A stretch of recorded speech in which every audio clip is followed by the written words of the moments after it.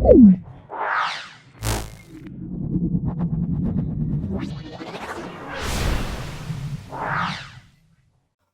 আমরা বরিনগঙ্গা high school এবং Bidhanchandra institution for girls solve করছি। ভিডিওটা প্রথম থেকে শেষ পর্যন্ত দেখো, অবশ্যই ভিডিওটি উপকৃত হবে।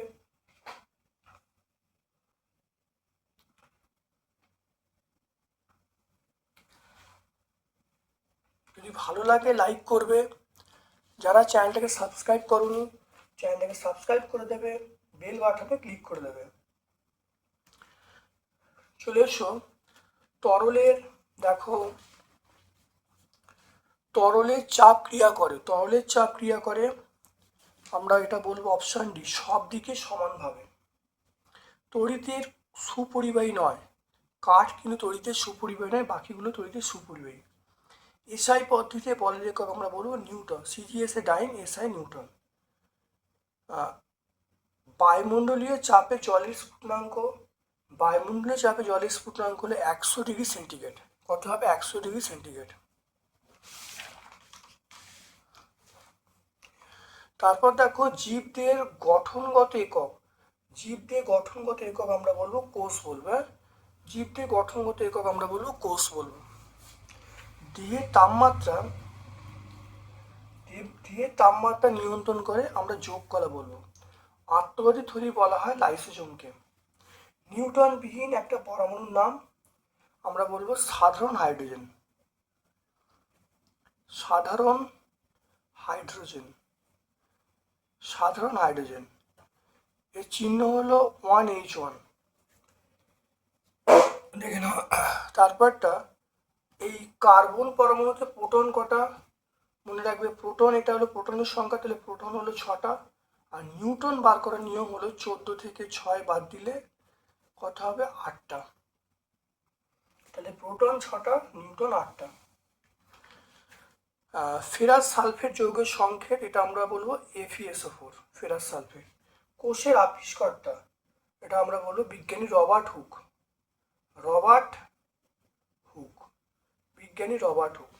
কোষের মস্তিষ্ক বলা হয় আমরা বলবো নিউক্লিয়াসকে কোষের মস্তিষ্ক বলা হয়। কোন কোষীয় অঙ্গাণু কোষের শক্তিঘর বলা হয়? সেটা মাইটোকন্ড্রিয়া।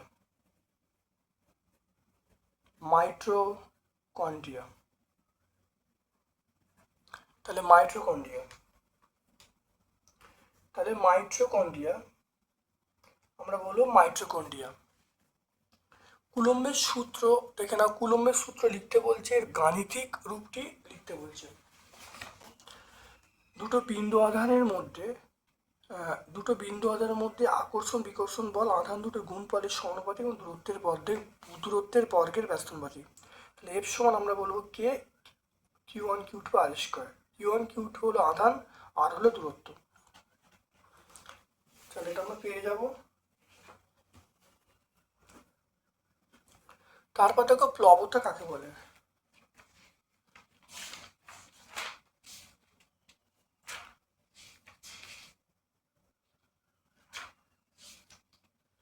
প্লবতা দেখো, কোনো বস্তুকে স্থির তরল বা গ্যাসে আংশিক বা সম্পূর্ণরূপে নিমজ্জিত করলে বস্তুর উপর একটা ঊর্ধ্বমুখী বল প্রয়োগ হয়, একেই আমরা বলবো বস্তু প্লবতা। দেখে নাও। তারপর দেখো চলে এসো ভাজক কলার দুটো কাজ দেখে নাও। ভাজক কলার কোষগুলি সবসময় বিভাজিত হয়ে উদ্ভিদে বৃদ্ধি ঘটায়, আর ভাজক কলা থেকে স্থায়ী কলা সৃষ্টি হয়। এটা আমরা নতুন বইয়ে পাবো, এটা 169 পেজে পাবো। তাহলে এটা আমরা নতুন বইয়ে 169 পেজে পাবো। উদ্ভিদ এবং প্রাণী কলার মধ্যে দুটো পার্থক্য দেখো। উদ্ভিদ কোষ এবং প্রাণী কোষের পার্থক্য: উদ্ভিদ কোষে কোষ প্রাচীর থাকে, প্রাণী কোষে কোষ পর্দা থাকে। উদ্ভিদ কোষে প্লাস্টিড থাকে, প্রাণী কোষে প্লাস্টিড থাকে না। উদ্ভিদ কোষে সেন্ট্রোজোম থাকে না, প্রাণী কোষে সেন্ট্রোজোম থাকে। দেখতে পাচ্ছ, এটা আমরা পেয়ে যাব 199 পেজে ছায়া প্রকাশনীর বইয়ে, পেজ নাম্বার 199, ছায়া প্রকাশনী। শুকনো এবং ঠান্ডা পরিবেশে বসবাসকারী প্রাণীদের দেহের তরল বরফে পরিণত হয় না কেন?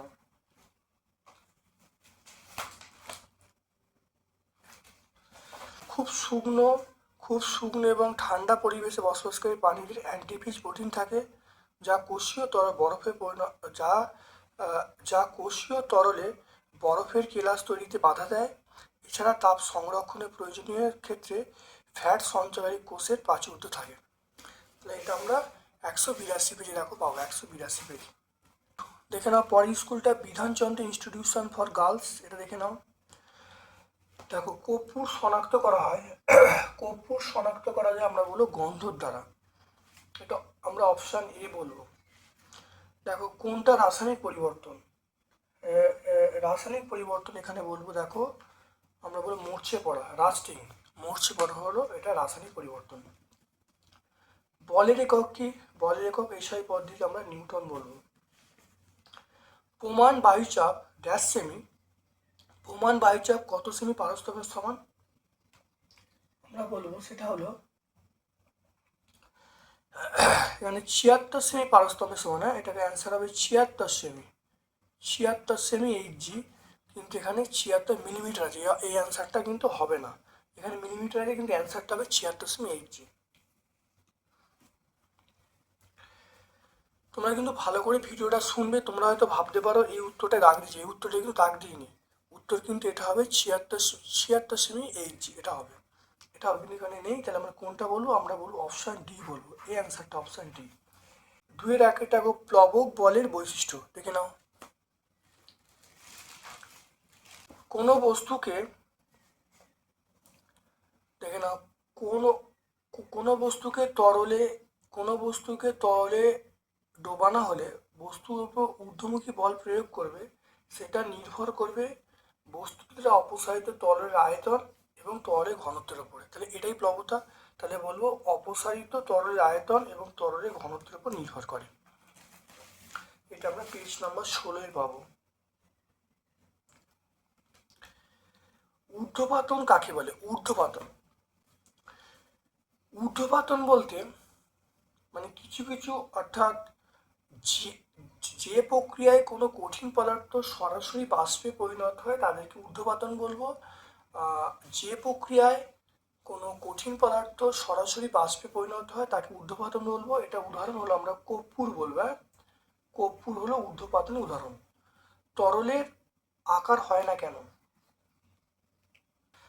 তো এখানে তোমরা দুটো জিনিস পেয়ে যাবে, দেখো এক হলো ঊর্ধ্বপাতনের সংজ্ঞা, দেখো পেয়ে যাবে ঊর্ধ্বপাতনের সংজ্ঞাটা, আরেকটা পেয়ে যাবে দেখো তরলের নির্দিষ্ট আকার নেই কেন, কারণ তরলের মধ্যে আকর্ষণ বল তুলনায় অনেক কম হয়, তাই কঠিনের চেয়ে তরলে অণুগুলোর যে গ্যাপটা অনেক বেশি হয়, তাহলে তরলে অণুগুলো ইতস্তত ঘুরে বেড়াতে পারে, ফলে তরলের নির্দিষ্ট কোনো আকার নেই।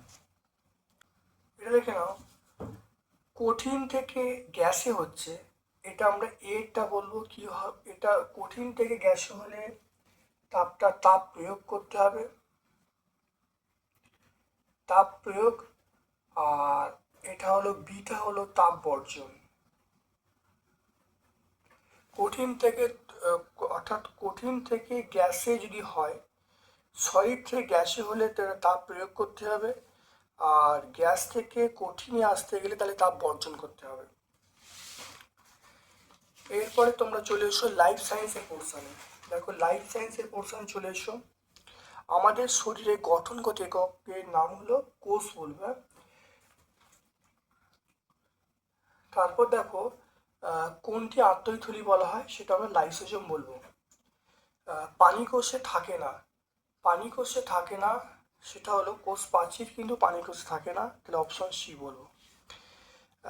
ক্লোরোফিল, দেখো ক্লোরোফিল থাকে, ক্লোরোফিল থাকে, আমরা বলবো সেটা ক্লোরোফিল কিন্তু ক্লোরোপ্লাস্টে থাকে। কোষ কাকে বলে, কোষ কাকে বলে, কোষ হলো জীবদের গঠনগত কার্যগত একককে আমরা কোষ বলবো। রাইবোজোমের কাজ দেখে নাও, কোনো জীবের দেখো কোনো জীবের গঠনগত কার্যগত একককেই আমরা কোষ বলবো, কোষকে আমরা মাইক্রোস্কোপের সাহায্যে দেখতে পাই। এরপর দেখো রাইবোজোমের কাজ,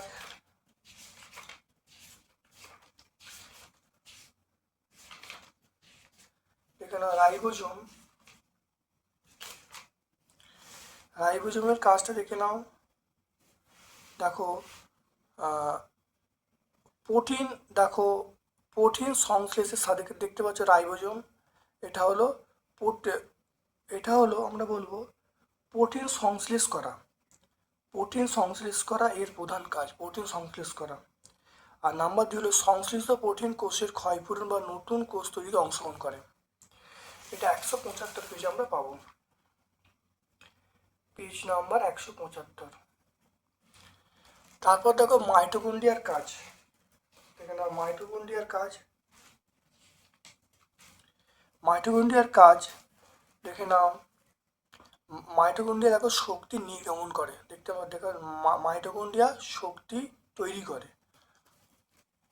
তাহলে 175 পেজে পাবো। তারপর দেখে নাও কি কি ধরনের উদ্ভিদ কলা দেখতে পাওয়া যায়। দেখো উদ্ভিদ কলা দু ধরনের, একটা ভাজক কলা আর একটা হলো স্থায়ী কলা। এটা আমরা 169 পেজে পাবো। তারপর দেখো উদ্ভিদ কোষ এবং প্রাণী কোষে দুটো পার্থক্য। দেখে না উদ্ভিদ কোষ প্রাণী কোষে পার্থক্য। উদ্ভিদ কোষে কোষ প্রাচীর থাকে, প্রাণী কোষে কোষ পর্দা থাকে। উদ্ভিদ কোষে প্লাস্টিড থাকে, প্রাণী কোষে প্লাস্টিড থাকে না। উদ্ভিদ কোষে সেন্ট্রোজোম থাকে না, প্রাণী কোষে সেন্ট্রোজোম থাকে। এটা আমরা সহায়িকা, ছায়া প্রকাশনী সহায়িকা আমরা 289 পেজে পাবো, এটা সহায়িকা। তাহলে আমরা দুটো স্কুল, সেটা হলো এটা হলো বোরিংগঙ্গা হাই স্কুল এবং বিধানচন্দ্র ইনস্টিটিউশন ফর গার্লস সম্পূর্ণ সলভ করলাম। ভিডিওটা প্রথম থেকে শেষ পর্যন্ত দেখো, অবশ্যই অত্যন্ত তথ্য সমৃদ্ধ ভিডিও। আমার পক্ষ থেকে সকলকে ধন্যবাদ এবং শুভ কামনা জানাচ্ছি।